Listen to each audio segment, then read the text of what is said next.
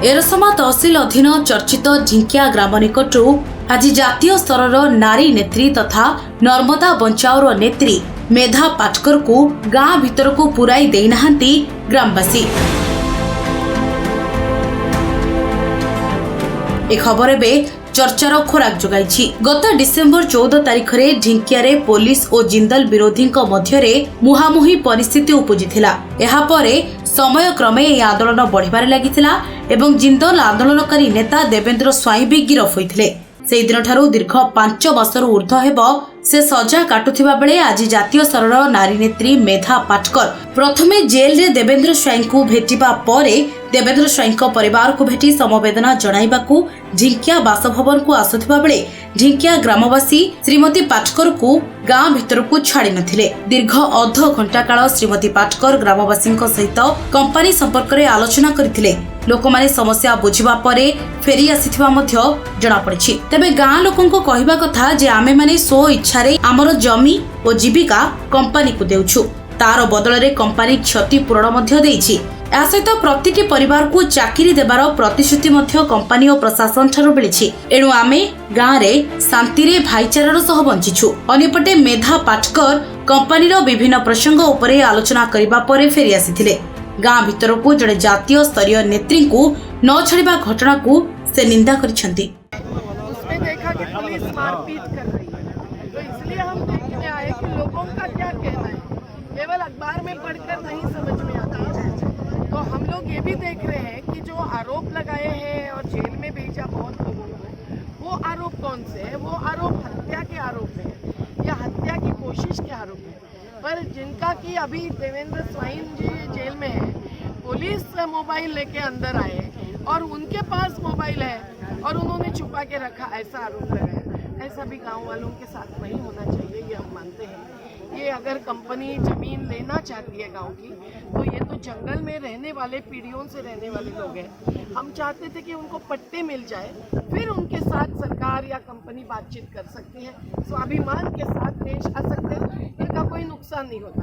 नहीं तो हमने देखा कि लाखों रुपया पैसा जो है वो 1-2 साल से ज़्यादा चलता ही नहीं, इधर उधर चला जाता है।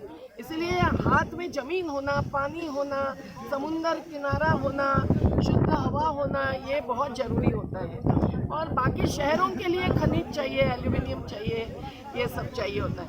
पर ये गाँव के लोग आज हमको कह रहे हैं, मनोरंजन मोहंती जी भी साथ में है जो सबसे बड़े समाजशास्त्री हैं, किसान नेता लिंगराज भाई भी साथ में हैं, और हम लोग यही सुनने के लिए आए कि भाई क्या मिलने का आश्वासन दिया है। तो लोगों का कहना है कि लिखित में नहीं, पर ये कहा है कि प्लान जब शुरू होगा हर परिवार को एक नौकरी दी जाएगी। ऐसा जहाँ दिया था एनरॉन में, वहाँ तो मिली नहीं, पर अगर यहाँ मिलेगी तो बहुत अच्छा होगा। और उस नौकरी में एक बेटा जाएगा तो दूसरा बेटा क्या करेगा, पिताजी क्या करेंगे, ये भी तो एक देखना होगा। और आज इनको जो 17 लाख रुपए मिले हैं, तो महाराष्ट्र में समृद्धि मार्ग में ज़मीन जाती थी, लोगों ने कहा कि ये नहीं, हम लाखों में नहीं जीत सकते, तो उन्होंने 3 करोड़ रुपया 1 एकड़ का भी दे दिया। तो ऐसा नहीं कि हम लोग कोई विकास नहीं चाहते, पर विकास के तहत विनाश बहुत होता है। तो फिर आदिवासी और प्रकृति के साथ, जमीन के साथ जीने वाले लोग सवाल खड़ा करते हैं। उनके सवाल के सामने पुलिस का बल नहीं, तो संवाद होना चाहिए और जवाब मिलना चाहिए, ये हम मानते हैं। तो अगर आप चाहेंगे हम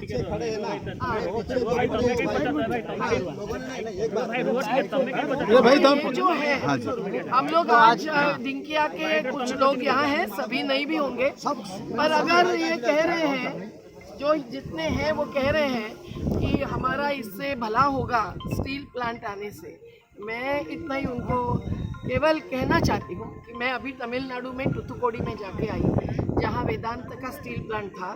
तो वहाँ लोगों को रास्ते पर आना पड़ा, क्योंकि हवा शुद्ध नहीं रही, पानी शुद्ध नहीं रहा, मछली ख़त्म हुई, खेती ख़त्म हुई। तो फिर लोगों ने बहुत बड़ा विरोध किया। तो 15 लोगों को रैली में, निरपराध बच्चे भी जो चल रहे थे बाजू बाजू में देख रहे थे रैली को, कॉलेज जाते जाते उनको भी मारा गया।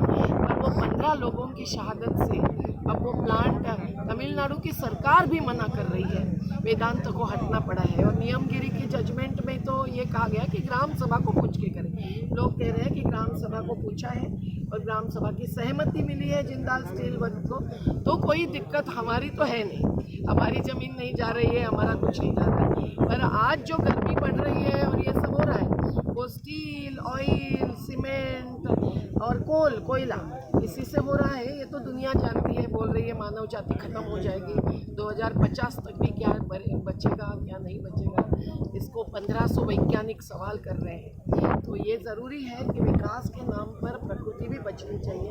और आप लोगों को हम सलाम करते हैं, शिशिर महापात्रा जी, जिन्होंने पॉस्को को इसलिए हटाया कि आपको ये बात समझ में आई थी कि यहाँ बिल्कुल ही प्रकृति नहीं बचेगी ऐसे अगर प्लांट्स लग जाएंगे। यहाँ एक प्लांट नहीं लगने वाला है, प्लांट तो 1000 हेक्टेयर में लगेगा। उसके अलावा नई रेल लाइन्स आने वाली है, उसके अलावा नए नए बड़े बड़े रोड्स की जाहिर हो गई है।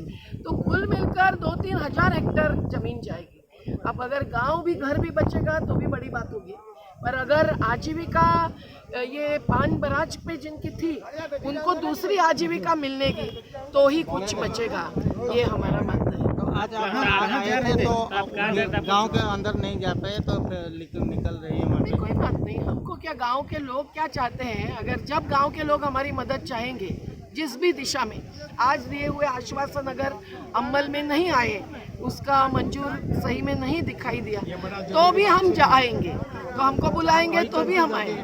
गांव के विरोध में तो हम है ही नहीं, है ना। और हम लोग शांति के ही रास्ते पर चलने वाले लोग हैं, अशांति पैदा करने वाले बिल्कुल नहीं। हम ना पत्थर उठाते हैं, न बंदूक उठाते हैं, न कुछ भी। तो आज एक महिला को गिरफ्तार भी किया गया है, आज किया है। अच्छा, तो देखो, जो महिलाओं को गिरफ्तार करते हैं, अभी वो देवेंद्र स्वाइन जी को मोबाइल लेकर पुलिस अंदर गए सेल में और उन्होंने आरोप लगाया कि आपने फ़ोन छुपा के रखा था, वो उनका फ़ोन वो है ही नहीं। तो सच्चाई कभी ना कभी साबित होगी। पर उनकी माँ है 85 साल की, तो उन पर भी आरोप लगाया है। 307 का गुना मतलब हत्या की साजिश का गुना किसी पर भी लगा सकते हैं। कल अगर नहीं मिला लाभ जो आश्वासन दे रहे हो और यही लोग खड़े हो गए अगर, तो भी क्या करेंगे। अब नवीन जिंदाल के कार्यक्रम में भी हमको बुलाते रहे हैं, और जिंदाल के जो थर्मल पावर प्लांट्स लगे केलो नदी में, उसमें भी पब्लिक हियरिंग में सभी लोगों ने उनका विरोध किया था, क्योंकि पहला प्लांट लगा तब लोगों की सहमति थी, पर उससे केलो नदी काली हो गई, तो लोगों को समझ में आया कि हम जिंदा ही नहीं रह सकते, तो जिंदाल को दूसरे इसमें विरोध किया। तो जिंदाल ने हमारा बड़ा स्वागत किया था स्टेशन पर ही आकर, लेकिन पब्लिक हियरिंग में हम बैठे तो वो रोबो का छोटा बांध बना, उसी से लोगों ने विरोध शुरू किया। ऐसे अलग अलग स्थिति होती है। आज डिंकिया के अंदर क्यों जाना चाहते हैं? हम जो जेल में हैं उनके परिवार को कम से कम मिलना चाहते थे कि वो क्या सोच रहे हैं और वो दुखी ना हो जाए। आपने भी उनको साथ देना चाहिए, ताकत देनी चाहिए, गांव की एकता आपको बना के रखनी चाहिए। हम तो इसी पक्ष में। तो गांव वालों ने डेवलपमेंट के बारे में सोच रहे हैं ना? हाँ, गए क्या गांव वालों भी डेवलपमेंट के बारे में सोच रहे हैं? जब अभय साहब। एरसमारू अरुण कुमार परिडांक रिपोर्ट, संस्टार टीवी।